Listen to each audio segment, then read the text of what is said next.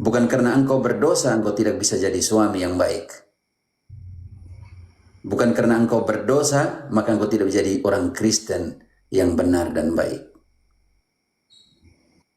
Dosa tidak menghalangi engkau untuk mewartakan yang benar. Tetapi yang saya buat ayat 9, Friska. Jika kita mengaku dosa kita, maka Ia adalah setia dan adil, sehingga Ia akan mengampuni segala dosa kita dan menyucikan kita dari segala kejahatan.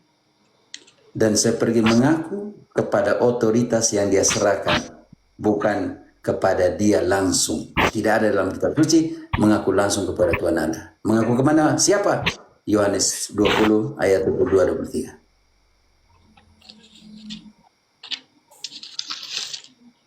Yang ada dalam kitab suci, kenapa kalian tidak ikut? Ayat 22-23. Dan sesudah berkata demikian, Ia menghembusi mereka dan berkata, "Terimalah Roh Kudus. Jikalau kamu mengampuni dosa orang, dosanya diampuni. Dan jikalau kamu menyatakan dosa orang tetap ada, dosanya tetap ada." Rangga, engkau sudah buat mandat Yesus untuk pengampunan dosa kepada pelayan yang dia serahkan untuk pengampunan dosa. Kalau engkau belum sampai di sini, engkau jangan komen di sini. Engkau belum kenal Tuhan Allah. Tanda bahwa orang mengenal Tuhan Allah adalah menaati, menuruti, melakukan apa yang dia perintahkan. 1 Yohanes 2 ayat 3, tanda bahwa orang mengenal Allah. 1 Yohanes 2 ayat 3, dan inilah tandanya bahwa kita mengenal Allah, yaitu jikalau kita menuruti perintah-perintahnya. Dan perintahnya tadi, barang siapa sudah, dan perintahnya tadi, barang siapa kamu ampuni dosanya, dosanya diampuni. Kali Rangga, engkau sudah pergi mengaku dosa kepada pelayan yang dia percayakan untuk pengampunan dosa? Kalau engkau belum buat itu, lebih baik kau tidak komen di sini.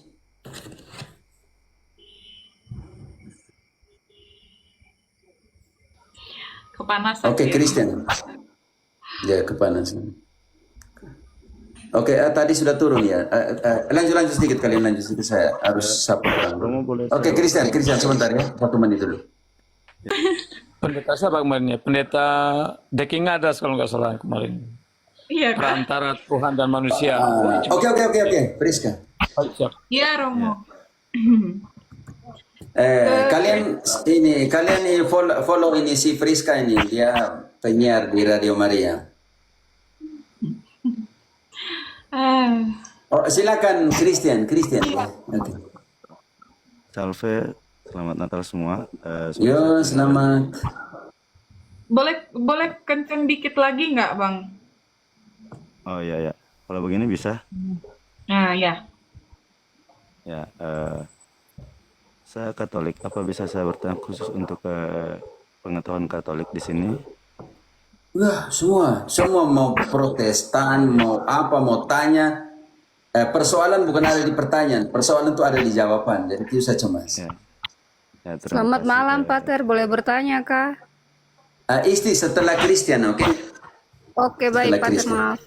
Engkau tahan dulu sedikit. Ya, selamat datang dulu, oke. Ya. Ini sebenarnya tuan rumah yang harus selamat datang orang, bukan saya. Saya ini kunjung juga, saya tamu seperti kalian. Ya, Roma, saya lanjut.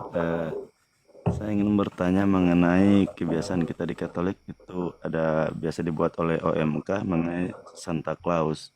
Nah, beberapa tahun ini saya sering bukan mengkritik ya, memberi masukan ke OMK agar Santa Clausnya itu tidak kelihatan bahwa iblis-iblisnya saja yang kelihatan, terus menurut saya mengganggu mental anak-anak kita untuk lebih dekat dengan Santo Santa lah begitu, karena prakteknya di lapangan itu kebanyakan iblis-iblis itu yang mendekati dusu anak-anaknya, kejar anak-anaknya, isi di karung lah.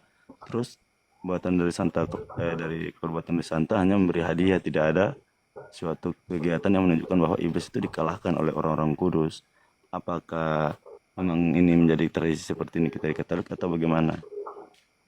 Yang pertama iblisnya di mana? Saya belum mengerti.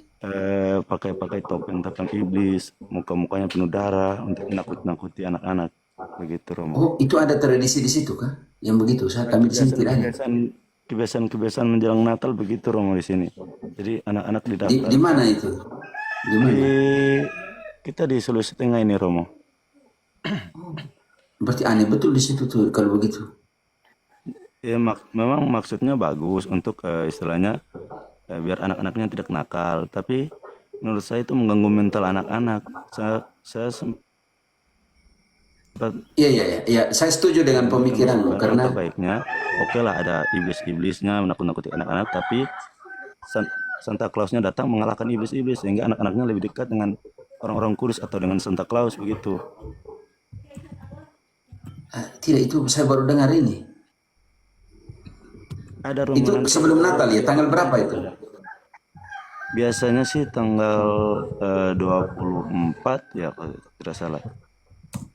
Makanya anak saya sudah 2 tahun saya tidak daftarkan karena apa yang saya berikan masukan tidak diikuti. Jadi saya tidak mau anak saya mentalnya takut akan Santa Claus. Jadi kebiasaan untuk dengar sebentar di sini kita kan untuk menakut-nakuti anak-anak, awas ada Santa Claus, jadi anak-anak takut, diam, menangis. Nah itu buat saya merusak mental anak-anak. Tidak Kristen, saya tidak bisa mengeneralisasi apa yang kalian buat karena saya bingung juga. Saya besar di Indonesia tapi tidak ada yang begitu. Atau dia hanya di kalian sendiri, hanya kalian Sulawesi Utara sendiri atau bagaimana? Sulawesi Utara, Sulawesi Tengah begitu. Oh, berarti saya tidak bisa untuk ngomong seluruh Indonesia karena saya harus tanya semua. Friska, kalian di Medan begitu kan? Di sini juga tidak, Romo. Bahkan Kalau di jarang TikTok itu banyak. ada Santa Claus itu di gereja. Enggak ada, maksudnya seperti itu. Ada. Itu saya kurang, makanya saya Ya, kurang jadi tahu sekarang apakah ini. engkau harus tanya yang pastor Proki setempat karena saya juga bingung. Saya tidak tahu itu ada begitu. Kita di sini kan OMK yang buat kegiatan itu. Ya, mungkin harus tanya mereka apa pemikiran pastor Proki karena saya juga bingung karena yang saya tahu bahwa Yesus bilang Matius 19 ayat 13-15, biarkanlah anak-anak datang padaku, bukan datang kepada setan. Iya. Terus saya bingung, makanya kita lihat sedikit apa yang harus kita ajarkan kepada anak-anak. Yang pertama, biar mereka datang ke Yesus, itu yang pertama. Makanya saya mau Kita baca dulu di sini. Saya tidak tahu, saya belum tahu Kristen, saya juga tidak bisa menjas langsung karena saya tidak tahu situasi, motivasi apa, sudah menjadi program seperti apa, saya tidak tahu, makanya saya tidak bisa omong karena saya tidak kenal kultur seperti ini. Jadi daripada saya omong tipu-tipu tentang itu barang yang saya tidak kenal. Jadi sebenarnya jalur yang paling baik engkau tanya di Pastor Proki. Kenapa OMK buat kegiatan seperti itu? Buat beri masukan karena yang saya tahu dalam kitab suci. Yesus bilang biarkanlah anak-anak datang kepadaku. Matius, contohnya kita ambil dari Matius. Markus, Lukas omong yang sama. Tetapi kita ambil dari Matius 19 ayat 13-15. Dia omong biarkanlah anak-anak datang padaku. Lalu orang membawa anak-anak kecil kepada Yesus supaya ia meletakkan tangannya atas mereka dan mendoakan mereka. Akan tetapi murid-muridnya memarahi orang-orang itu. Tetapi Yesus berkata, "Biarkanlah anak-anak itu, janganlah menghalang-halangi mereka datang kepadaku. Sebab orang-orang yang seperti itulah yang empunya kerajaan sorga." Lalu ia meletakkan tangannya atas mereka, dan kemudian ia berangkat dari situ. Yang kita harus buat seperti itu. Biarlah anak-anak datang kepada Yesus. Datang untuk apa? Begini di sini. Ya, Kristen. Makanya itu engkau harus tanya di Pastor Proki atau kegiatan OMK seperti itu, atau mereka membuat variasi kreatif atau apa, saya tidak mengerti. Oke. Yang kedua, Bagaimana mereka datang ke Yesus? Mulai dari pembaptisan. 1 Petrus 3 ayat 21. Kita melalui pembaptisan kita mohon supaya anak-anak kita punya hati nurani yang baik. 1 Petrus 3 ayat 21.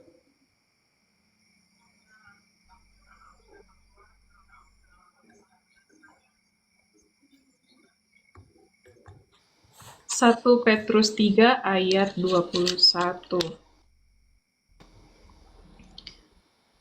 Juga kamu sekarang diselamatkan oleh kiasannya, yaitu baptisan. Maksudnya bukan untuk membersihkan kenajisan jasmani, melainkan untuk memohonkan hati nurani yang baik kepada Allah oleh kebangkitan Yesus Kristus. Karena itu kita membaptis anak-anak. Karena kita mau, salah satu alasan itu secara biblis, kita mau supaya anak-anak kita punya hati nurani yang baik. Bukan hanya untuk membersihkan dosa. Di situ dikatakan bahwa baptisan itu bukan untuk membersihkan kenajisan jasmanimu, dosamu tidak dibersihkan oleh pembaptisan dalam pengertian Petrus itu, melainkan pembaptisan memohon kepada Allah supaya memiliki hati nurani yang baik. Engkau tidak mau supaya anak-anak datang kepada Yesus untuk memiliki hati nurani yang baik? Pasti mau. Karena janji itu untuk siapa saja. Kisah 3 ayat 39. Janji pembaptisan itu untuk siapa saja. Janji supaya berada bersama dengan Yesus itu hanya untuk orang besar atau untuk anak-anak juga. Janji supaya punya hati nurani yang baik itu hanya untuk orang besar atau untuk anak-anak juga. Kita lihat situ. Ketika orang itu melihat bahwa Kisah Petrus 3 ayat 3, Kisah 2 ayat 39, Mak. Kisah 2 ayat 39, sebab bagi kamulah janji itu, dan bagi anak-anakmu, dan bagi orang yang masih jauh, yaitu sebanyak yang akan dipanggil oleh Tuhan Allah kita. Janji itu seperti itu. Maka yang paling baik pendidikan untuk anak-anak, kita ajar mereka kitab suci dari mereka kecil. 2 Timotius 3 ayat ke-15. Ajar mereka sejak mereka kecil tentang kitab suci. Jangan ajar kasih takut orang supaya tidak datang kepada Yesus. Ingatlah juga bahwa dari kecil engkau sudah mengenal kitab suci yang dapat memberi hikmat kepadamu dan menuntun engkau kepada keselamatan oleh iman kepada Kristus Yesus. Orang tua, ajar kitab suci kepada kalian punya anak-anak. Itu lebih penting. Makanya Kristen mungkin bisa itu lebih kepada kreatif orang muda. Kreatif undang-undang orang muda dalam dinamika mereka, bukan untuk membuat anak-anakmu takut, dan mungkin lebih kepada jiwa orang muda yang lebih kreatif, yang mereka lebih kepada namanya kesetiaan kreatif, setia kepada gereja, tetapi di dalam pelaksanaan setia itu lebih kreatif dalam metode.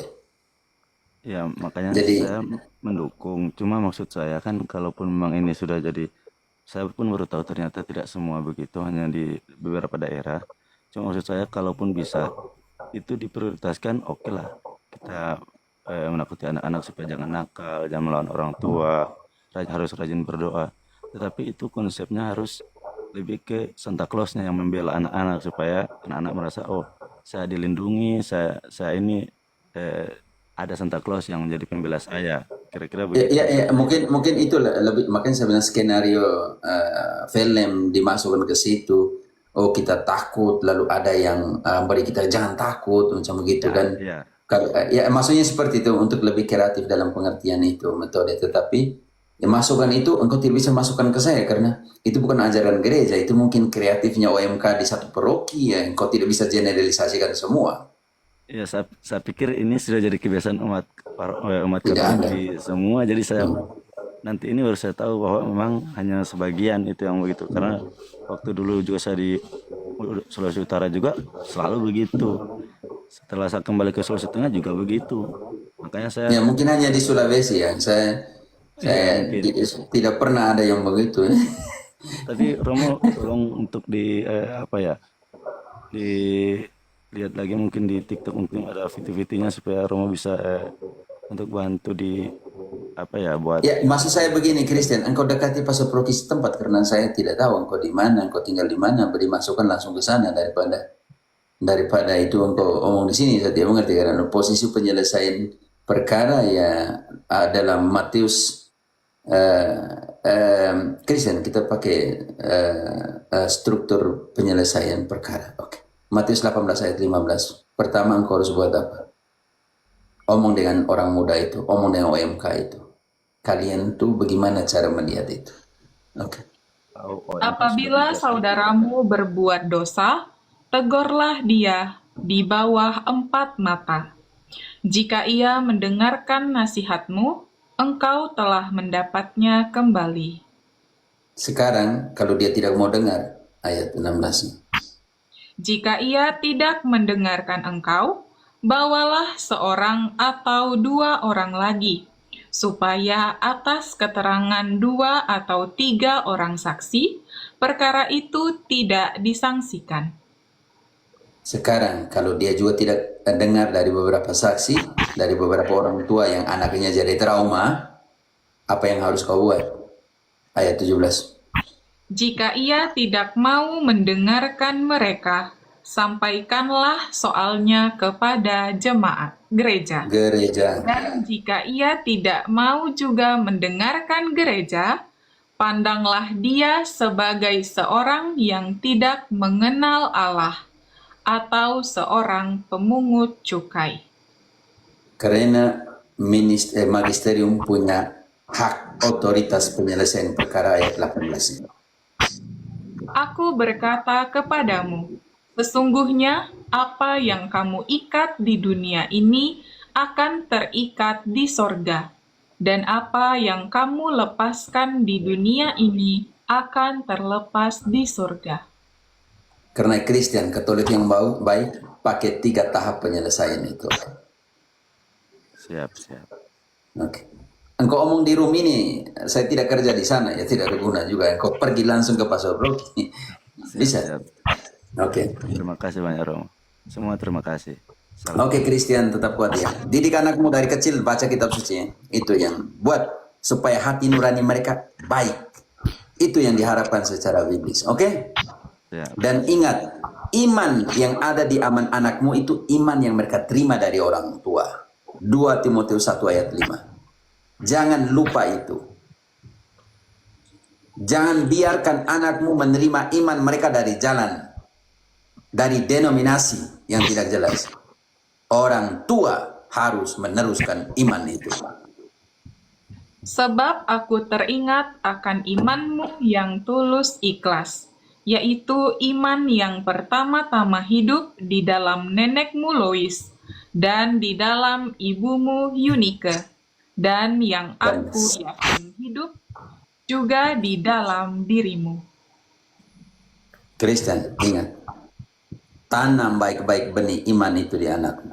Supaya mereka tidak diombang-ambingkan oleh angin-angin pengajaran seperti dari Herman Kandono itu yang Yudas of Rome itu. Oke?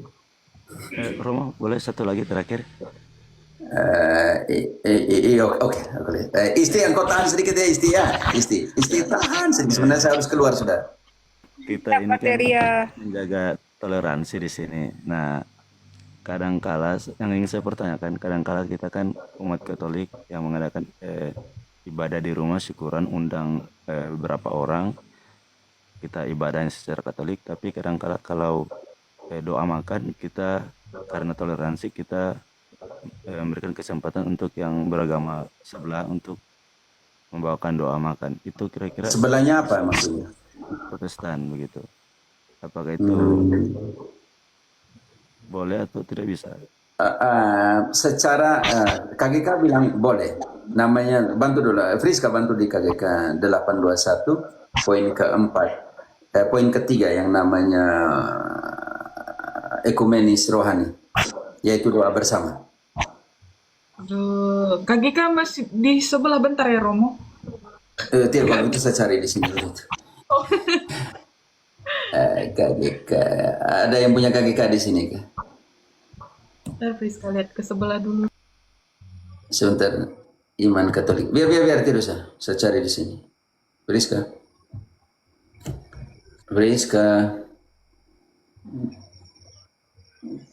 KGK 821. 821. 821.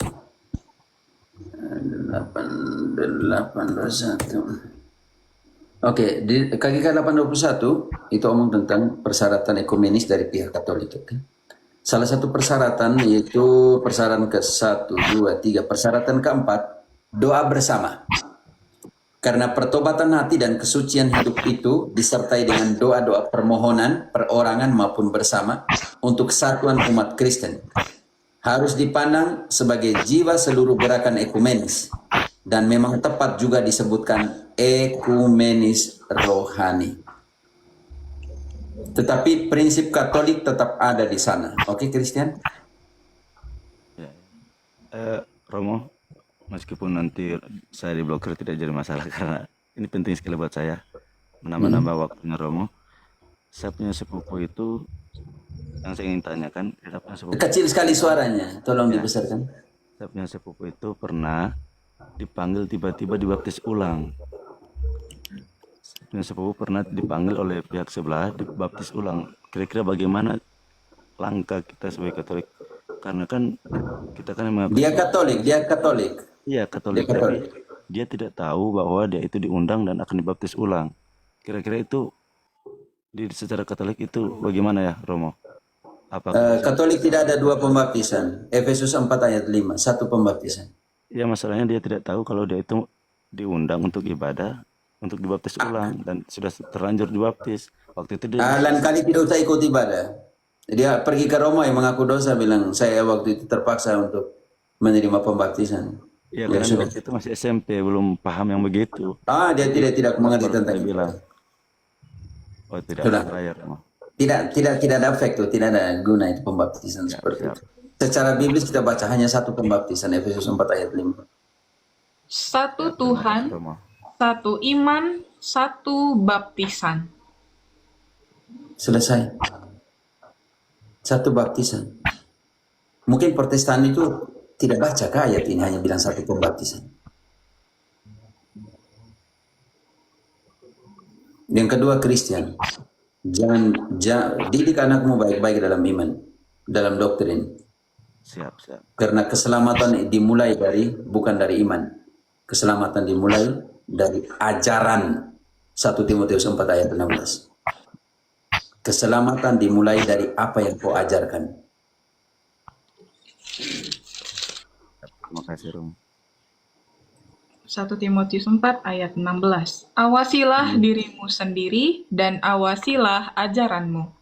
Bertekunlah dalam semuanya itu, karena dengan berbuat demikian, engkau akan menyelamatkan dirimu dan semua orang yang mendengar engkau. Awasilah dirimu dan apa yang kau ajarkan. Sebab dengan berbuat demikian, engkau menyelamatkan dirimu dan orang yang mendengarkan. Pendeta, awasilah dirimu dan apa yang kau ajarkan. Sebab dengan berbuat demikian, pendeta, engkau menyelamatkan dirimu dan orang yang mendengarkan kamu. Jangan sampai kalian menipu orang-orang yang tulus hatinya mencari Tuhan Allah. Hanya karena mamon, hanya karena perut, hanya karena uang. Sebab di dalam kitab suci sangat jelas bahwa pewartaan itu gratis. Apakah upahku untuk pewartaan? 1 Korintus 9 ayat ke-18. Upahku apa? Pendeta, kalian mewartakan, upahmu apa? Baca ayat itu.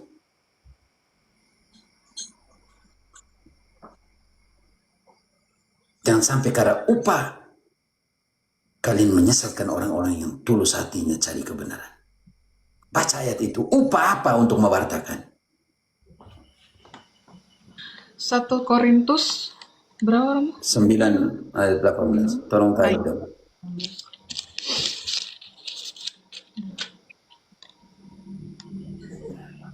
Kalau demikian, apakah upahku? Upahku ialah ini, bahwa aku boleh memberitakan Injil tanpa upah, dan bahwa aku tidak mempergunakan hakku sebagai pemberita Injil. Dengar itu Yudas of Rome. Dan Yudas itu menyesal karena dia pikir ikut Yesus dapat upah. Lalu dia bunuh diri. Matius 27 ayat 3-5. Kita baca untuk Yudas of Rome. Yudas, engkau dengar ini baik-baik. Yudas. Matius 27 ayat 3-5. Yudas, gara-gara ikut Yesus supaya dapat upah tuh hasilnya seperti ini.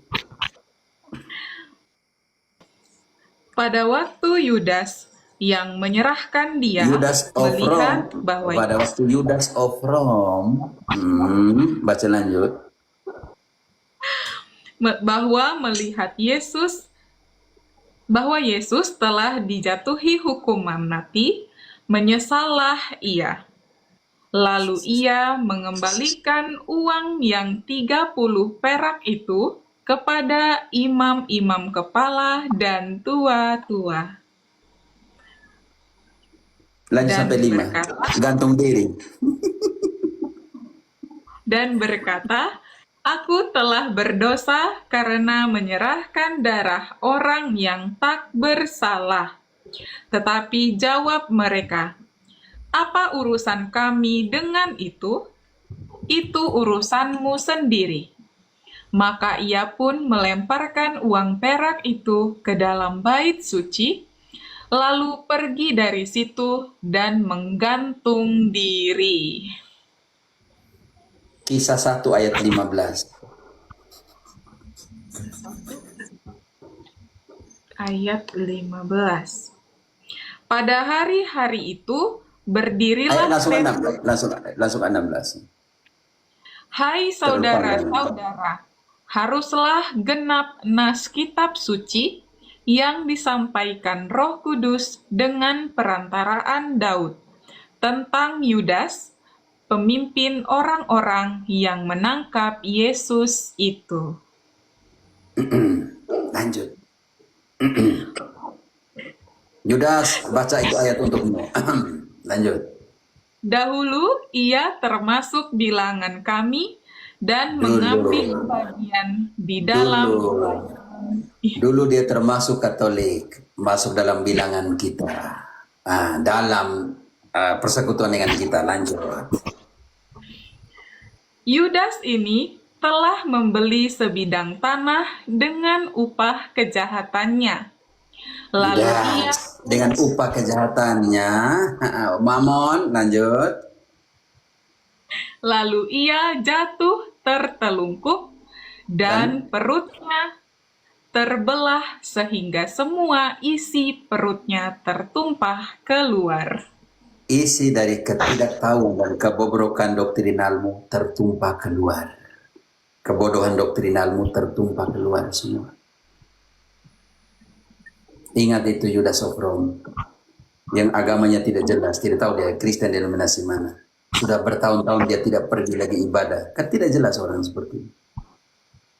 Betul, Romo. Semua perut Yudas tertumpah keluar. Artinya seluruh yang kau omong tidak benar itu, orang sudah tahu semua Yudas. Tapi tidak usah repot dengan dia. Oke.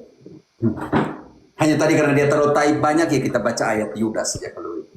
Ya, baik Romo, saya izin turun ke bawah Oke. biar yang lain bisa naik. Terima kasih semua. Oke, terima kasih Christian. Tetap kuat, oke? Jadi bapak yang baik. Jadi penabur yang baik firman itu. Yudas, tidak, engkau yang taib itu tidak mempengaruhi saya sama sekali. Hanya tadi misalnya karena saya kasihan engkau, saya bantu dengan ayat Yudas.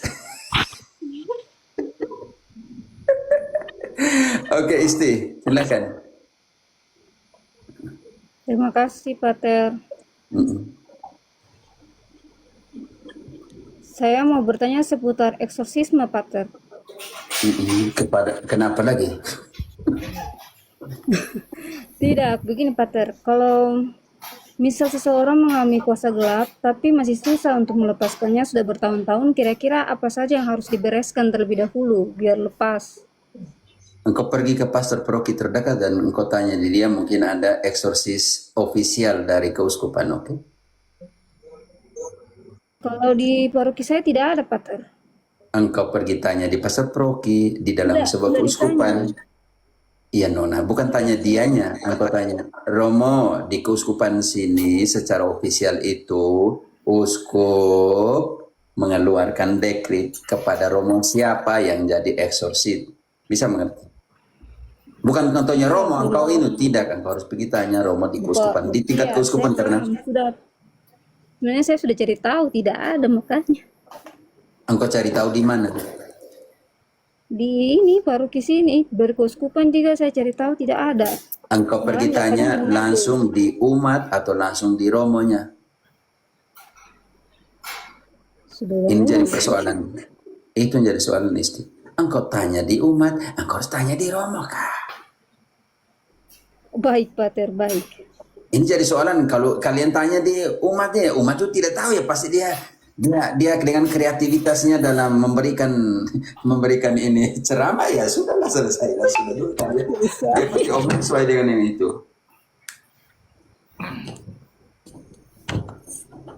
Baik, Pater, baik. Oh sudah jam 11 ya teman-teman. Ada yang lain? Ini kakak Singa Yehuda Salve. Ada mau bertanya kakak?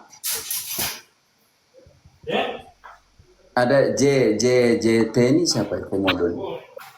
Oke, terima kasih Rom. Selamat malam dari Indonesia. Bisa mute-kan singa? Sudah Romo. Ya, Tidak. Saya suruh freeze karena singa tadi ada mic-nya terbuka.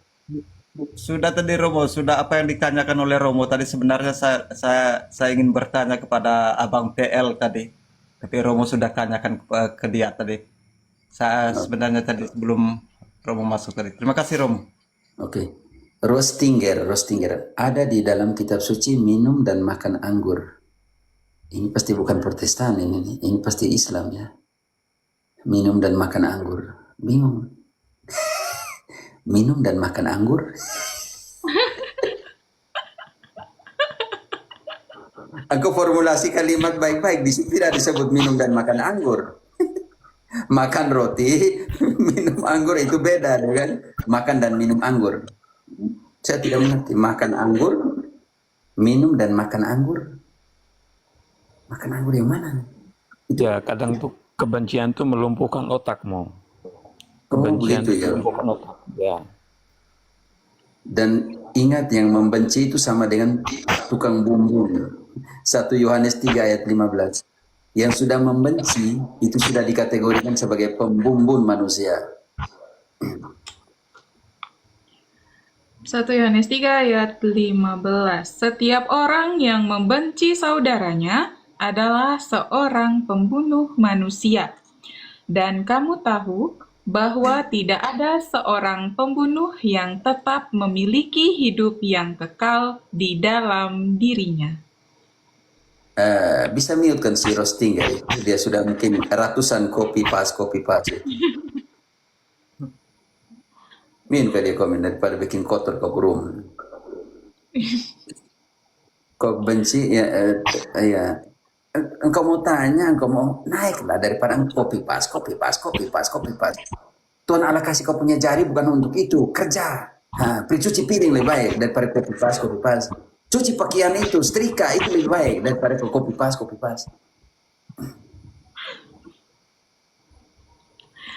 Ya itu yang push up saja, ambil supaya kalian bisa begitu itu lebih baik daripada copy paste ya, begitu saja. Iya, Romo. Makanya itu Iya. mereka tuh Dari saya kapusin, iya silly, suruh push up saja. Buat produk melakukan sebuah produksi dengan tangan, mudah daripada kau tangan bukan untuk produksi buat kotor serum saja.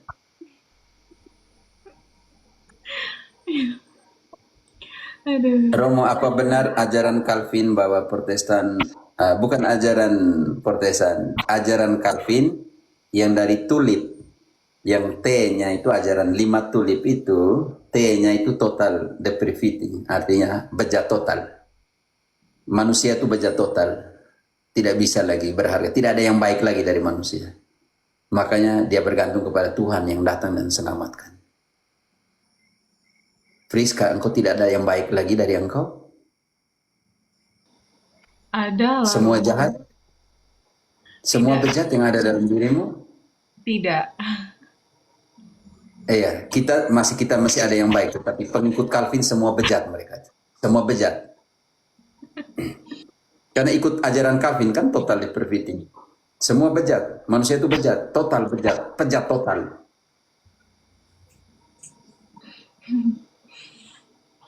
Jadi para pengikut Calvin bejat total menurut ajaran Calvin. Berarti mereka tuh bukan tidak bisa jadi bapak yang baik lagi, tidak bisa jadi mama yang baik. Mereka tuh bejat total semua. Kesian dong. Sedangkan Tuhan menciptakan alam semesta, setelah setiap penciptaan Tuhan melihat semuanya baik Adanya.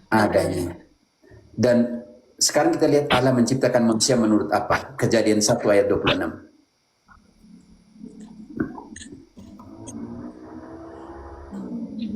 Kejadian 1 ayat 26. Berfirmanlah Allah, baiklah kita menjadikan manusia menurut gambar dan rupa kita, supaya mereka berkuasa atas ikan-ikan di laut dan burung-burung di udara, dan atas ternak. Cukup. Manusia diciptakan menurut apa? Menurut gambar dan rupa Allah. Kalau Calvin bilang bejat total dan kita adalah gambar dan rupa Allah, itu dengan sendirinya secara tidak langsung mau katakan bahwa Allah itu bejat total. Karena kita diciptakan menurut gambar dan rupa Allah. Kesian sekali Tuhan Allah bejat menurut Calvinis. Karena kita diciptakan, manusia itu bejat total. Total depravity. Berarti T dari tulip itu, T yang pertama. Artinya kita diciptakan menurut apa tadi? Kita diciptakan menurut apa tadi? Menurut gambar dan rupa Allah. Aduh, sebentar.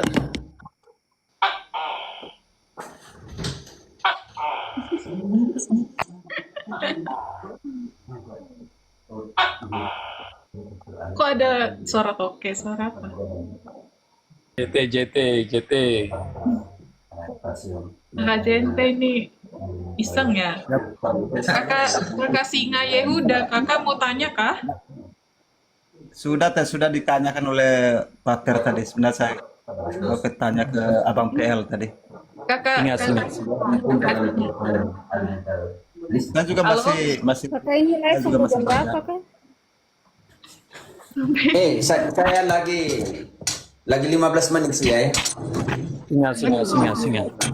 Kakak Mau ke Singa. profil. Oke. Halo? Halo?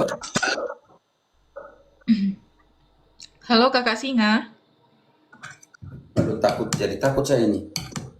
Oh, tadi yang tanya tadi tentang total depravity yang di bawah yang tulipunya bisa mengerti tidak? Yang tadi siapa ya namanya? Iya. Siapa ya? Kok nggak bisa jawab Romo? Nah, ini pasti orang yang sama tadi yang di-mute-kan dia pakai akun lain lagi. Mau jawab yang mana? Kok nggak bisa jawab Matius 26, 27? Ini tulisnya bagaimana? Bingung saya. 26, 27. Tadi makan minum anggur itu, Romo. Itu mau kebencian itu memang melumpuhkan otak memang. Nggak bisa. Tapi cara tulisnya saya bingung ayat yang mana. Iya. Maksudnya bab 26 ayat 27. Baca untuk dia lah. Matius 26, 27. Saya bingung juga.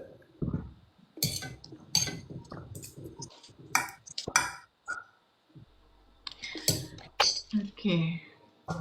Sesudah itu, ia mengambil cawan, mengucap syukur, lalu memberikannya kepada mereka dan berkata, Tahan dulu, Minumlah, tahan dulu. Dan berkata, makanlah anggurku.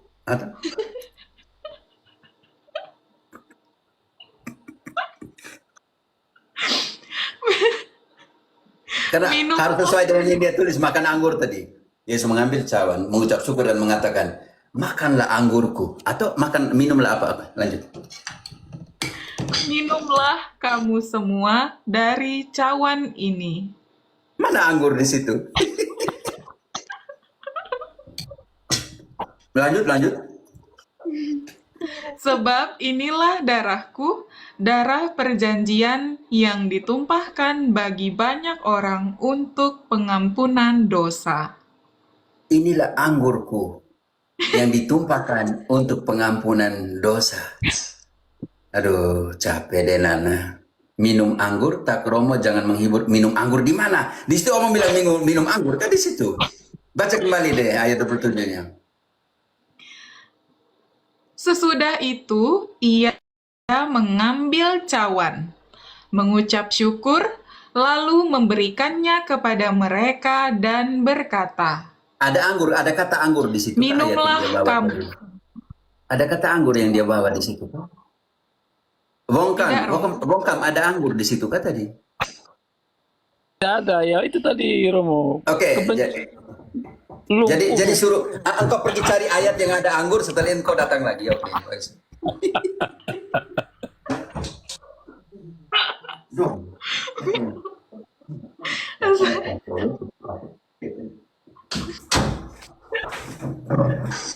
Engkau cari ayat dulu. Saya kasih kesempatan 5 menit. Engkau cari alas, Nana, setelah engkau datang lagi yang bilang ada Yesus mengambil anggur dan mengatakan, makanlah anggurku. Anggur ini adalah anggur perjanjian baru yang ditumpahkan kepadamu untuk penghapusan dosamu. Kau cari dulu ayat itu, baru kau datang lagi. Nah, sedangkan kita pakai ayat lain dulu. Oke, lagi 10 menit. Ini kayaknya selirnya Tina Mary tadi kayaknya. Sama, asal ngomong aja. Iya. Lagian dia nggak bisa naik, apa? Dia harus request naik, baru bisa naik. Karena nggak bisa di ini. Tidak, yang lucunya dia bilang ayat dia di-mute-kan akun satu, dia pakai Nana punya. Tapi di situ kan ayat tidak ada yang bilang anggur di situ. Kan jadi lucu gitu. Iya.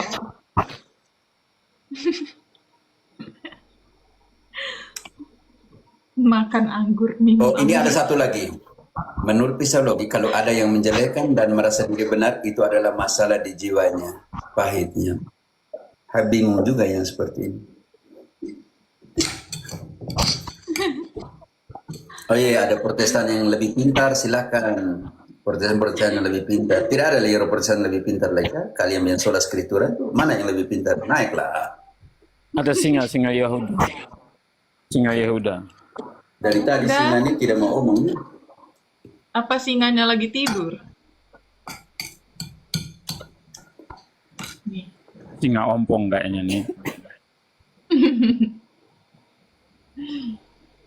Duh, siapa ya? Singanya lagi sakit gigi itu Romo. Langsung saya turunkan. Minum air ya Romo. No. Ya, Dia malah turunkan tanya, aja kita dari tadi omong-omong tidak pernah menyahut, turunkan aja sih, Priska. Jangan buat orang patung di sini menyembah patungnya singa di sini, turunkan. Gimana Romo kalau teman-teman Muslim bermimpi bertemu Yesus terus masuk Protestan? Gimana Romo penjelasannya? Ya Katolik tidak pernah suruh dia masuk Katolik, ya itu keputusan pribadi. iya. Pater, permisi, saya boleh tambah atas satu pertanyaan kah? Tapi kalau eksorsisme lagi, kau tanya Romo dulu, jangan tanya di sini. Bukan, ini beda. Ini tentang apa? Boleh istri.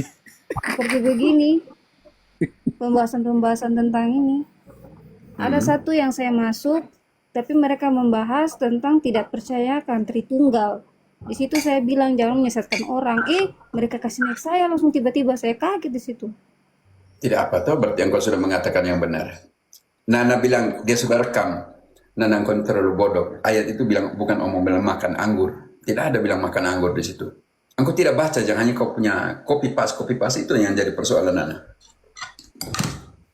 Dengan merekam, engkau pikir saya takut? Dia bilang sudah kurekam Katolik menolak minum anggur. Ya emang nggak ada kata anggur situ. Yang pertama dari ayatnya itu nggak ada kata anggur.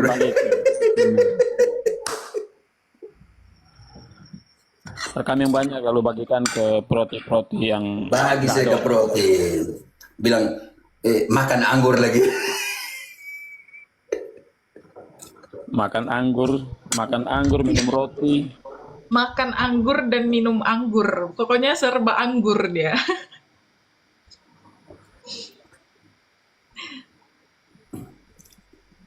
Ini singa timur ini.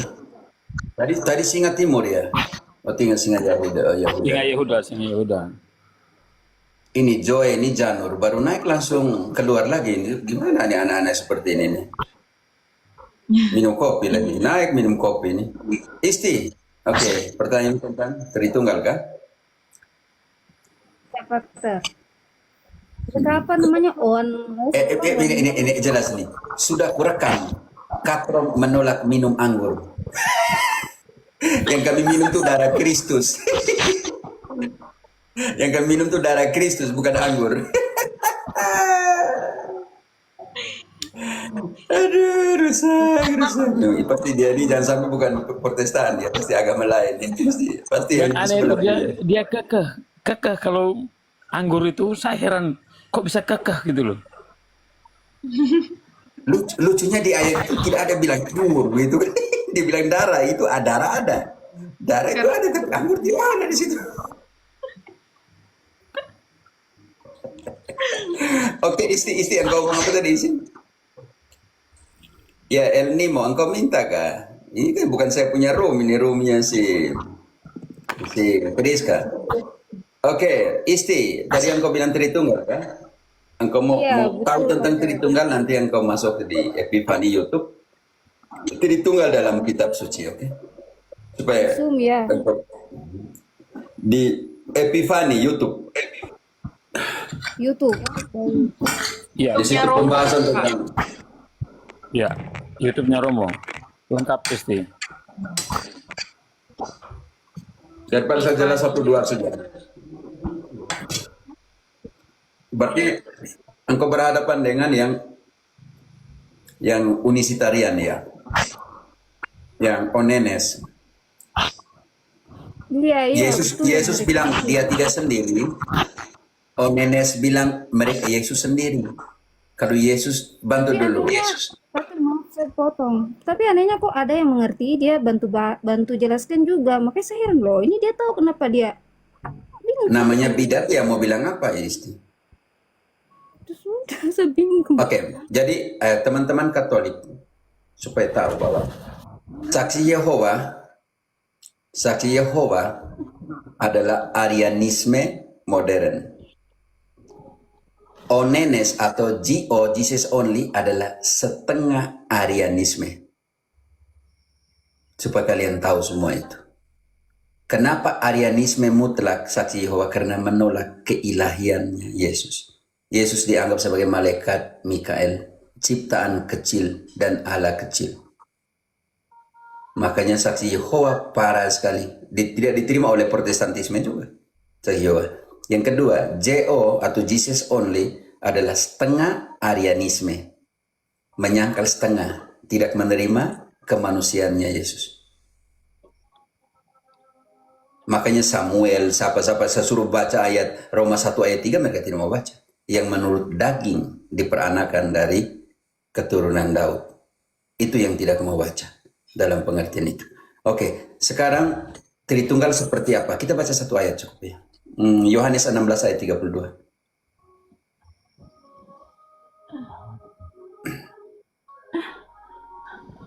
Yohanes 16 ayat 32. JS, kau mute-kan dulu JS nih. Ada nonton film atau apa ini JS? Kau turunkan atau mute-kan si JS? Baik. Oh ya, engkau nonton, kau mute-kan dulu, oke. Engkau ada nonton film atau drakor tadi ada. Oke. Yuk. Lihat, saatnya datang, bahkan sudah datang, bahwa kamu dicerai-beraikan masing-masing ke tempatnya sendiri, dan kamu meninggalkan aku seorang diri. Namun aku tidak seorang diri, sebab Bapa menyertai aku. Yesus tidak seorang diri. Bapa menyertai aku. Jesus bilang Yesus sendiri. Kalau Yesus datang dan omong dengan jawab bilang, kau pulang ajar kalian semua. Saya bilang saya tidak sendiri, kau bilang saya sendiri. Benar? Begitu ya. Isti, dan kau lihat nanti di YouTube Epifani supaya kau lihat catat semua ya. Banyak juga mereka tanya Bunda Maria, tapi itu yang lain. Ya itu santai nanti, santai aja. Nana, goodbye dengan kebodohanmu Nana. Ayat itu tidak bilang makan dan minum anggur, engkau baca salah. Cari ayat yang lain dulu. Tolong datang bawa data kak. Engkau baca ayat kitab suci juga, kami sudah bantu kau baca. Ternyata di situ tidak bilang makan anggur. Oke. Ya teman-teman lagi 5 menit. Oke, minta maaf ya. Iya, Romo. Oke, Kakak Jo Janur. Salve, Kakak Jo. Halo, Kakak Jo Janur. Kakak JS. Salve. Salve, Kakak Jo. Salve. Salve. Iya, ada yang mau ditanyakan kah? Pater masih ada waktu itu kah? 5 menit. 5 menit. 5 menit. Oke, baik Pater. Eh, mungkin Pater sudah pernah bahas tentang purgatorium atau api penyucian itu. Yang ingin saya tahu itu api penyucian itu ada di suatu tempat apakah itu di suatu tempat, dan tempatnya apakah itu di surga atau di mana itu tempatnya? Kakak JS sebelumnya kakak ini Katolik atau bukan? Oh ya, saya Katolik, saya di Papua. Oh, oke. Ya. Gereja tidak pernah mengatakan itu tempat situasi, oke? Itu yang pertama. Ketika kita mati, kita langsung menghadap takhta pengadilan Allah. Protestan punya, ketika kita mati, kita pergi tidur di kubur untuk menantikan kedatangan Yesus yang kedua untuk penghakiman umum. Karena itu Protestan kalau mereka mati harus bungkus dengan mereka punya borsa, bungkus dengan mereka punya ini tikar tempat tidur supaya kasih masuk mereka karena mereka pergi tidur di sana. Sedangkan yang Katolik dan Biblis katakan ketika kita mati kita langsung menghadap takhta pengadilan Allah. 2 Korintus 5 ayat 10.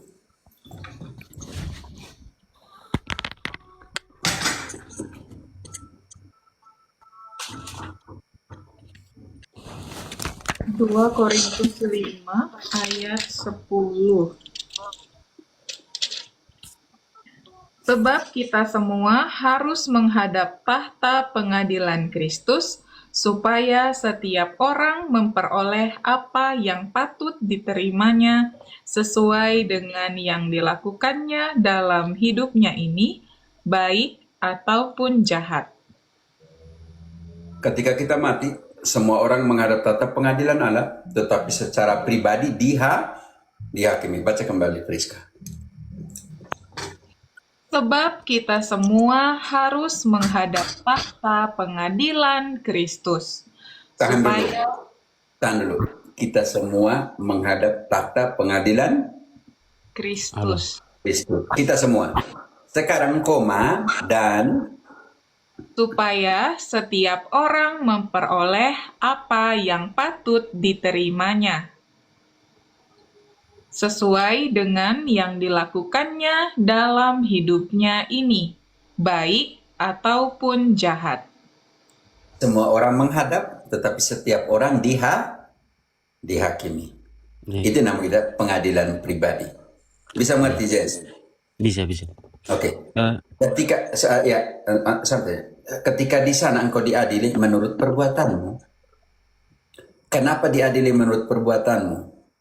Karena kita lihat di sini 1 Korintus 3 ayat 12 sampai 15 dan konsentrasi di ayat 15. Entahkah orang membangun di atas dasar ini dengan emas, perak, batu permata, kayu, rumput kering, atau jerami?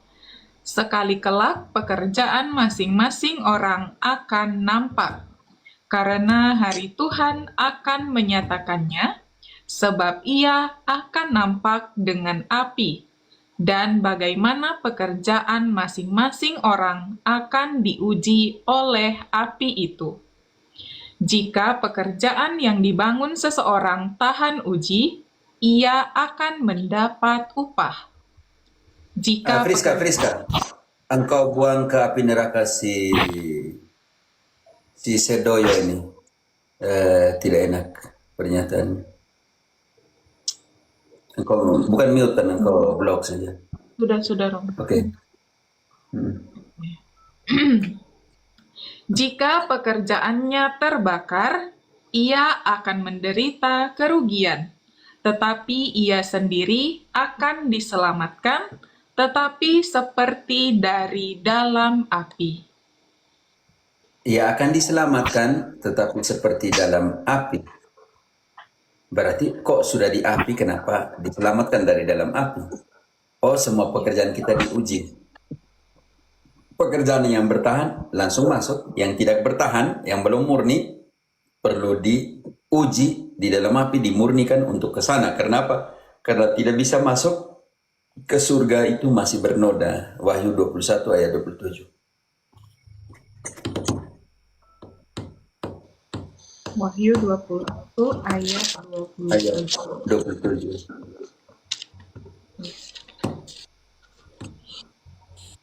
Tetapi tidak akan masuk ke dalamnya sesuatu yang najis, atau orang yang melakukan kekejian atau dusta, tetapi hanya mereka yang namanya tertulis di dalam kitab kehidupan Anak Domba itu.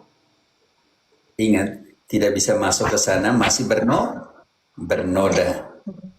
Karena itu engkau butuh apa? Dipurifikasi.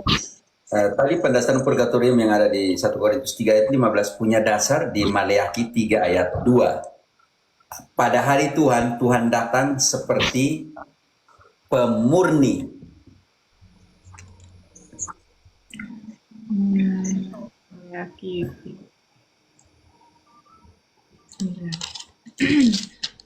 Maleakhi 3 Ayat 2.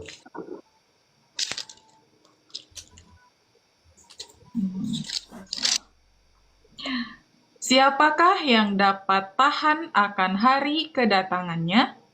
Dan siapakah yang dapat tetap berdiri apabila ia menampakkan diri? Sebab ia seperti api tukang pemurni logam dan seperti sabun tukang penatu. Cukup. Dia seperti hari Tuhan itu datang seperti api. Tuhan itu seperti tukang pemurni, purgatorium, pemurnian. Maleakhi 4 ayat 1. Maleakhi 4 ayat 1, bahwa sesungguhnya hari itu datang, menyala seperti perapian. Maka semua orang gegabah dan setiap orang yang berbuat fasik menjadi seperti jerami dan akan terbakar oleh hari yang datang itu. Firman Tuhan semesta alam. Cukup. Pendasaran purgatorium. Jadi Santo Paulus, dia ahli kitab suci perjanjian lama, dia memahami orang Yahudi punya namanya Gehenna. Gehenna itu bisa 12 bulan, bisa 6 bulan, tergantung dosa yang dimiliki sebelum masuk ke surga bagi orang Yahudi. Karena itu, orang-orang yang ada di surga adalah jiwa-jiwa orang-orang benar nih, yang di purgatorium itu orang benar, tetapi harus disempurnakan dulu sebelum masuk ke sana, atau dimurnikan dalam konteks yang kita baca tadi, Karena itu Ibrani 12 ayat 22-23. Nanti kita akan lihat daftar orang-orang yang ada di surga, kelompok-kelompok yang ada di surga. Salah satunya adalah orang kudus yang kita namakan itu, yang secara biblis dinamakan jiwa-jiwa orang-orang benar yang sudah disempurnakan. Oke, kita baca dulu siapa-siapa yang ada di surga. Ibrani 12 ayat 20. 22. Boleh. Tetapi kamu Ini yang terakhir ya teman-teman, karena saya harus keluar pakai sepatu, sikat gigi lagi. Oke. Kiramu.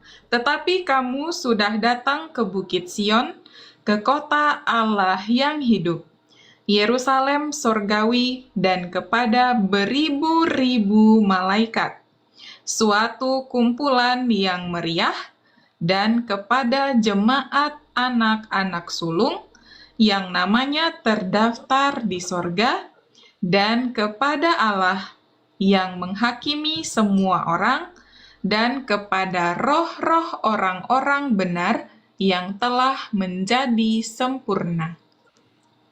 Roh-roh orang benar yang telah menjadi sempurna.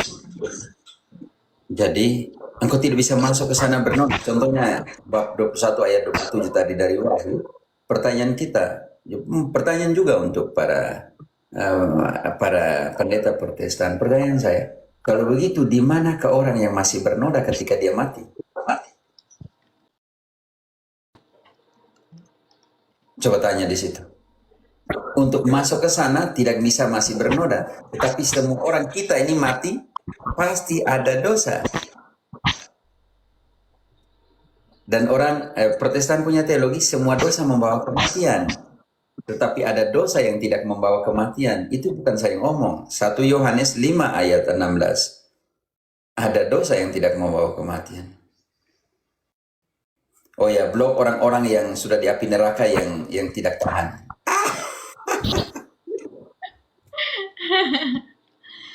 1 Yohanes 5 ayat 16.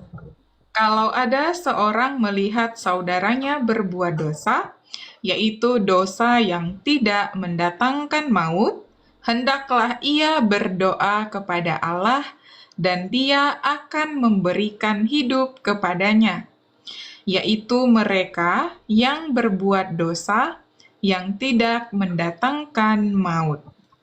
Ada dosa yang mendatangkan maut. Tentang itu tidak kukatakan bahwa ia harus berdoa.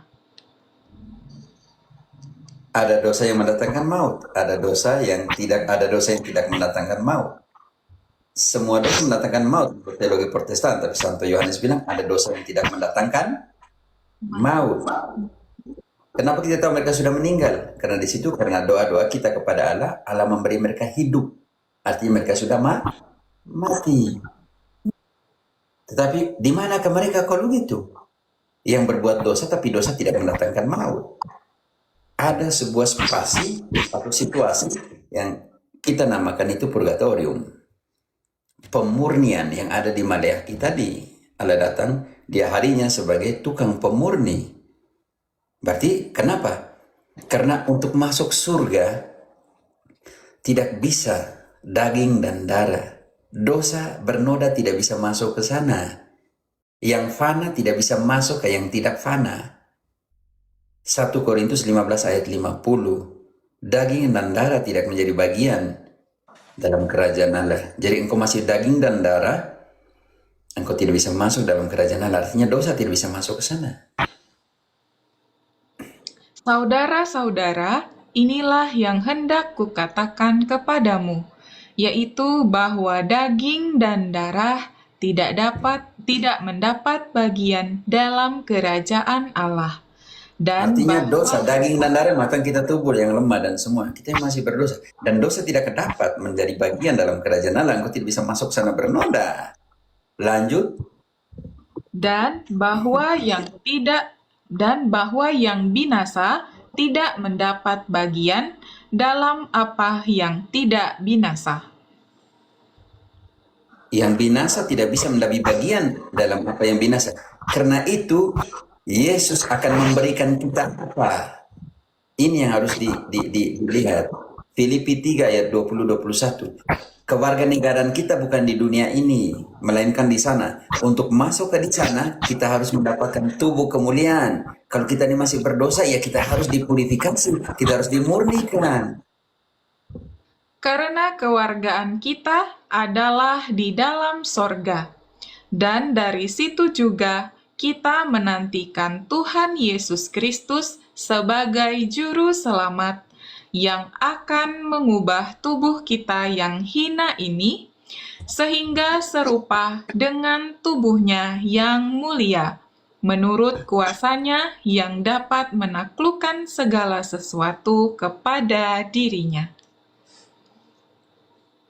Kewarganegaraan kita di sini, bukan di sini, melainkan di surga. Karena itu kita harus mengenakan tubuh kemuliaan, dan itu bukan kita yang kasih, Kristus yang kasih. Purgatorium tidak menghilangkan penebusan Kristus.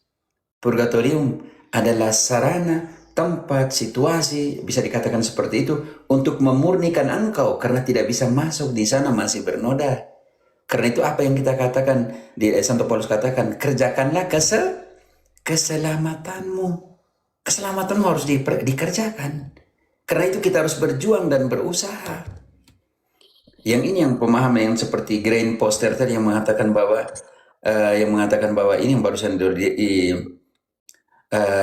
mati untuk satu kali sekali, dan sesudah itu dihakimi.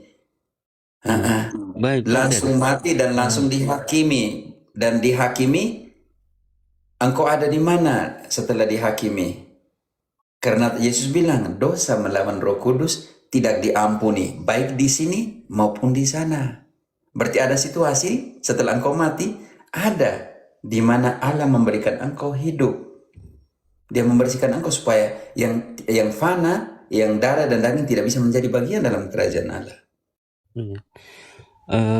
Saya tidak bisa lanjut ya Proses- teman-teman, minta maaf, saya tidak bisa lanjut lagi karena sudah harus keluar lagi 1 menit. Tambah Oke. 1 menit lagi, Pater. Tidak bisa, Proses- jangan. Saya turun. Jangan paksa saya punya waktu, oke? Saya sudah bilang kalau hanya begitu, karena saya sudah dari 15 menit saya sudah tambahkan. Jadi lain kali yang kau bisa, oke? Karena di sini hari Minggu dan saya harus ke Pro. Saya belum dapat di punya poinnya, Pater. Poinnya, Friska, kalian tidak dapat poin. Kan saya jelaskan panjang lebar tadi. Tidak, maksudnya begini, Pater. Tadi Pater bilang bahwa begitu kita meninggal, roh kita langsung menghadap Sang Ilahi. Siapa yang bilang rohnya? Saya bilang kita langsung menghadap tata pengadilan, bukan roh. Ayatnya tidak mengatakan bilang. Oh iya. Langsung Dan menghadap. ketika engkau dihakimi, engkau di sana akan lihat. Kalau engkau belum sempurna, engkau belum murni, engkau harus masuk melalui purgatorium, pemurnian. Selesai. Iya, iya. Dan saya sudah bilang bukan tempat. KGK mengatakan situasi. Saya sudah jelaskan di awal sebelum engkau berjelaskan Iya. ayat-ayat tadi. Yang kau tidak mengerti di mana? Berarti sebelum kita menghadap Bapak itu harus melalui program pemurnian itu dulu. Bukan, engkau hadapi hakim agung dulu. Setelah itu kau mau kemana ini? Neraka, purgatorium atau surga? Oh, Bukan gitu. sebelum engkau menghadap. Engkau menghadap dulu, ternyata engkau belum sempurna. Ya sudah, sempurnakan dulu.